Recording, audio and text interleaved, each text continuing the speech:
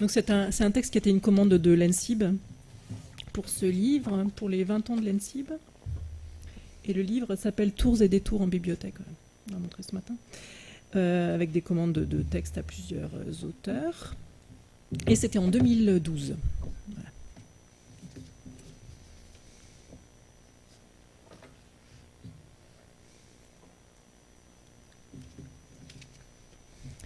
En avril 2007, il y a 5 ans, c'est pour ça que je précise que c'était en 2012, il y a 5 ans, presque jour pour jour, tandis que j'arrivais à Lyon et emménageais dans le sud-est de la ville, ouvrait dans le même quartier une médiathèque nommée Marguerite Duras. Le quartier où nous vivons, la médiathèque Marguerite Duras et moi, depuis 5 ans, est un quartier en cours de requalification, ancien quartier d'ateliers et de petites entreprises, nouveau quartier d'habitation. Au départ, tous les atomes de l'économie mondialisée tombent dans le même sens et la population mondiale est unanime, la séduction maximale va aux centres commerciaux, au shopping. L'architecte Rem Koolhaas explique l'épanouissement dans le monde entier des malls, les vastes centres commerciaux, par les innovations techniques. Escalator, air conditionné, lumière artificielle. Tous les malls tombent dans le même sens, dans le monde entier, les gens en raffolent.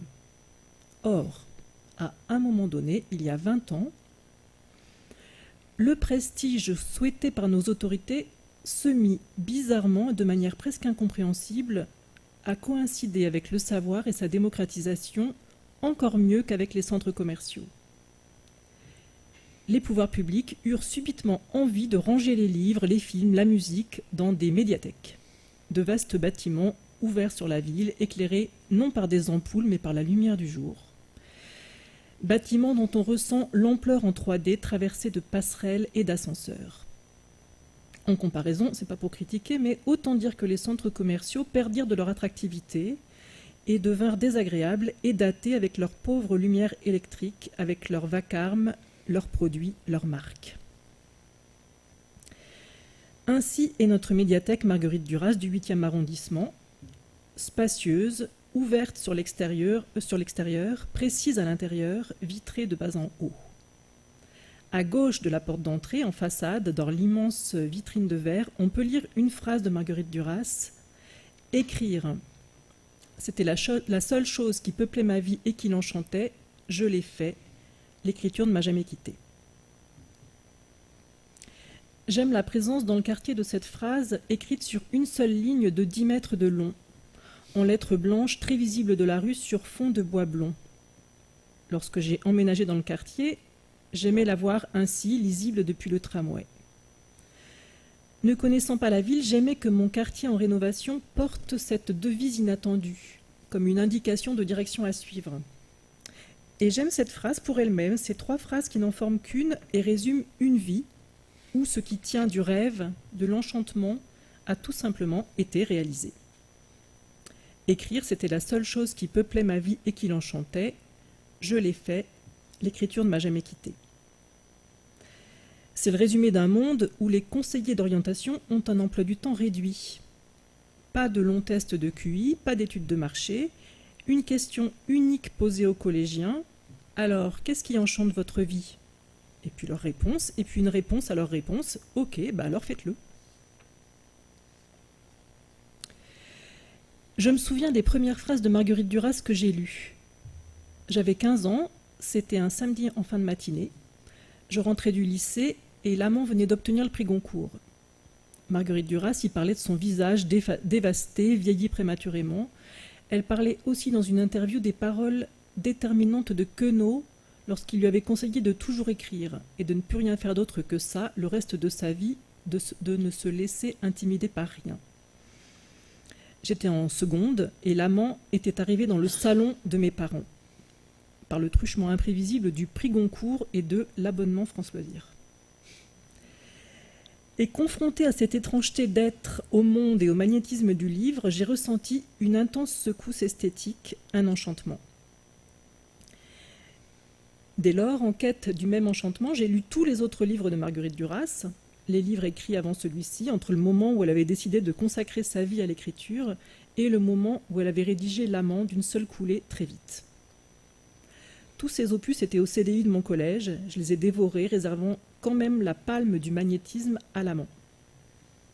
À force d'écrire, Marguerite Duras avait transformé son existence, sa parole, sa personne, tout était devenu écriture. Dans les années qui suivirent, cette parole très particulière émanait d'elle et transformait les choses du monde. Le monde passait à travers elle, à travers sa machine, et ressortait à chaque fois enchanté. Et cet enchantement est devenu la devise de notre quartier. Ainsi sommes-nous dans le sud-est lyonnais, dit la devise. Il y a cette sorte d'exemplarité qui nous caractérise. Nous voulons que soient mis à disposition de tous les meilleurs livres, les films, les disques. Nous localisons ce qui enchante notre vie et nous le réalisons. Et quand nos kids shootent dans le ballon de foot sur la placette devant la médiathèque, ils ont toujours à l'horizon de leur champ de vision, à travers la phrase de Marguerite Duras, ils ont toujours à l'horizon de leur champ de vision la phrase de Marguerite Duras, et leurs passes, leurs buts sont imprégnés de cette vérité. Simplement, une chose me tracassait depuis quelques mois. En l'espace des 5 ans écoulés depuis l'ouverture de la médiathèque, la poussière a pénétré dans la vitrine à gauche de la porte d'entrée. La phrase s'éternit. Des toiles d'araignée pendent ici et là de notre devise. Je m'inquiétais qu'en 5 ans, la phrase de Marguerite Duras se soit altérée, laissant à craindre que dans 10 ans, certaines lettres de notre devise pendront tête en bas, et que dans 20 ans, des gravats envahiront la vitrine, et que nos rêves et nos idées seront bafoués. Étrange d'ailleurs, me disais-je, que la phrase de Marguerite Duras s'abîme quand le reste du bâtiment reste impeccable. L'imprévoyance que ça suppose m'inquiétait et me rappelait vaguement une bureaucratie années 70, quelque chose de sourd et d'inattentif. La même incompréhension qu'on ressent quand les horloges des bâtiments institutionnels, les horloges des stations de tramway s'arrêtent et sont abandonnées à un horaire faux, parce que semble-t-il, on n'a pas prévu de budget pour les piles. Une légèreté dans l'organisation du collectif qui, déjà en soi, nous rend nerveux et nous inquiète d'autant plus un an après Fukushima, et nous évoque les réacteurs, les milliers de vannes et robinetteries, les centaines de milliers de tout petits joints. Enfin bref.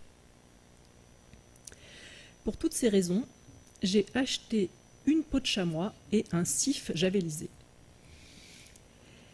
Et comme on me proposait d'écrire un texte sur une médiathèque, j'ai bien sûr choisi la médiathèque Marguerite Duras et profité de l'occasion pour tenter de me faufiler jusqu'à la phrase. J'ai acheté cette peau de chamois et ce sif, et le 10 janvier, je me suis présentée à la médiathèque et j'ai proposé à la direction mes services de ménagère en vue de nettoyer la phrase de Marguerite Duras. Une ménagère peut-être pas excellente, mais que j'espérais quand même suffisamment compétente pour une tâche limitée, pour un nettoyage de phrase. Le 10 janvier 2012, j'ai compris que j'aurais du mal à me faufiler. Depuis une passerelle traversant et surplombant le bâtiment, Anne-Marie Rouge, la responsable de la médiathèque, m'a montré le problème. La vitrine dans laquelle est enfermée la phrase de Marguerite Duras est inaccessible. Les vitres intérieures de la double peau qui s'ouvrent partout ailleurs sont à cet endroit-là inamovibles. L'architecte n'a pas prévu d'ouverture vers cette vitrine comme il l'a fait pour les autres, m'a-t-elle expliqué. Un oubli, semble-t-il, ou une mesure d'économie. Et lorsqu'une fois par an, à la rentrée, le nettoyage général des vitres de la médiathèque, lorsqu'a lieu une fois par an à la rentrée le nettoyage général des vitres de la médiathèque, bien qu'Anne-Marie Rouge tienne à la beauté et à la conservation de son bâtiment, elle ne peut faire nettoyer cet espace. Cependant, ce même 10 janvier, tandis qu'Anne-Marie Rouge et moi, accoudés à la rambarde de la passerelle, nous surplombions la bibliothèque et regardions la vitrine inaccessible, elle m'a indiqué la faille. Le chemin qui serait malgré tout possible d'emprunter pour se rendre jusqu'à la phrase de Marguerite Duras. La vitrine n'est pas hermétiquement close. Si on ne peut y pénétrer directement, on peut en revanche passer par la vitrine à droite de la porte d'entrée, puis poser une échelle, grimper au-dessus de la porte de la médiathèque, hisser l'échelle, la faire passer de l'autre côté en marchant sur les 3 plans horizontal au-dessus de la porte, on redescend par la vitrine de gauche. Il faudrait passer par là si vous vouliez nettoyer, me disait Anne-Marie Rouge. Mais bien sûr, pour des raisons évidentes de sécurité, on ne vous laissera pas faire. Il faudrait mettre une échelle qui risquerait de glisser. Je vous la tiendrai. Vous monteriez, vous pourriez d'ailleurs en profiter pour nettoyer le dessus de la porte qui est fort sale, me disait-elle plaisamment. Pas de problème, lui ai-je dit, je vais nettoyer aussi le dessus de la porte de la médiathèque. Vous imaginez comme ce serait bien, lui disais-je. On pourrait filmer depuis l'extérieur ce parcours vertical et horizontal dans la vitrine de la bibliothèque. Ce serait vraiment beau. Ce serait vraiment très beau, a-t-elle dit. Le seul problème, c'est que je ne pense pas qu'on vous laisse faire. Bilan, j'avais un sif, une peau de chamois, une échelle, des jambes pour grimper, des bras pour frotter et une conservatrice diplômée disposée à me tenir l'échelle. Simplement, les assurances préfèrent en général que je ne monte pas sur une échelle pour ensuite aller tomber et en cas de pépin faire supporter aux autres les conséquences de mon imprudence. Les assurances ont ce pouvoir de s'entreposer entre nous-mêmes et nos gestes. Couvrant les risques, elles exigent qu'il n'y en ait aucun, qu'on s'engage à ne monter sur aucune chaise pour changer l'ampoule et sur aucune échelle, surtout pas un sif dans la main. Les assurances placent notre argent, médiatisent nos gestes et les éteignent. Mobilité de l'argent, extinction des gestes. Et qu'importe la beauté et la subtilité des rêves de nos kids. Ne baissant pas les bras, tant l'acte me paraissait quand même simple à réaliser et parce que je ne comprenais pas exactement qui s'y opposerait ni comment, j'ai rédigé et envoyé une demande officielle d'autorisation de nettoyage de phrases. Mais en même temps, dans les soubassements de mon cerveau se mettaient en place, je dois l'avouer, mes réflexes mentaux paranoïaques de collectionneuse. Je collectionne, en effet, les amputations de liberté au nom de gains plus qu'hypothétiques. Les amputations de liberté au nom de gains plus qu'hypothétiques. Ce qui nous sépare de notre réel, ce qui tend à nous affaiblir, à nous rendre piètres et sans envergure, incapables d'accomplir les actes les plus simples, d'avancer la main et de toucher les objets. Je collectionne les tuyaux, les autoroutes où les événements circulent selon un sens préétabli, de telle sorte que nous perdons prise. Les injonctions contre-productives, les arguments sécuritaires nous mettant en danger, lois antiterroristes, campagnes de vaccination meurtrière, abattage de montagnes de bêtes. Enfant, lisant les livres de science-fiction, je me demandais toujours comment les gens du futur en étaient arrivés là. Comment ils avaient été conduits à admettre des situations inadmissibles. Les transformations s'étaient-elles passées par degrés continus et imperceptibles, ou les choses avaient-elles été bouleversées à la faveur d'un accident, dans le tumulte d'une catastrophe? Oui, je sais, j'y allais fort. Je réagissais comme quelqu'un qui a vécu dans un pays en guerre et dont les mécanismes de méfiance, les stratégies de survie sont profondément ancrés. Ou comme quelqu'un, en fait, qui a de tout temps vécu dans une période de crise. Un lundi de février, j'ai montré la phrase de Marguerite Duras à Aurélie Pétrel, qui est la photographe qui faisait les photos pour le livre. J'ai pris mon vélo, mon sif, ma peau de chamois. J'avais une petite grippe, mais je ne voulais pas rater le rendez-vous. Aurélie a photographié la phrase et mes accessoires de ménage. Des garçons assis sur un banc nous ont dit que si on avait besoin de beaux gars sur les photos, ils étaient là. L'idée du nettoyage de phrases plaisait à Aurélie et aussi qu'on puisse le filmer à travers la vitrine. Plusieurs personnes de mon entourage s'étaient d'ailleurs proposées les jours précédents pour venir m'aider à briquer les lettres blanches au cas où ça deviendrait possible. Et c'est devenu possible. L'horizon de cette petite action s'est dégagé. Anne-Marie Rouge m'a annoncé qu'elle avait trouvé une solution pour que nous puissions régler le problème correctement et nettoyer enfin cette vitrine à l'abandon depuis trop longtemps. Le miracle des médiathèques avait opéré et des échelles ont été fixées sur les côtés de la porte d'entrée. J'ai pu grimper sur une échelle. Je suis montée à droite de la porte, j'ai marché au-dessus de la porte, j'en ai profité pour arranger un peu ce dessus de porte qui laissait à désirer. Je suis redescendue à gauche et j'ai nettoyé la phrase de Marguerite Duras. Et à présent que grâce à ce texte, une impossibilité a pu être réduite, J'aimerais beaucoup poursuivre dans cette voie et écrire d'autres textes afin de contrer de nombreux interdits.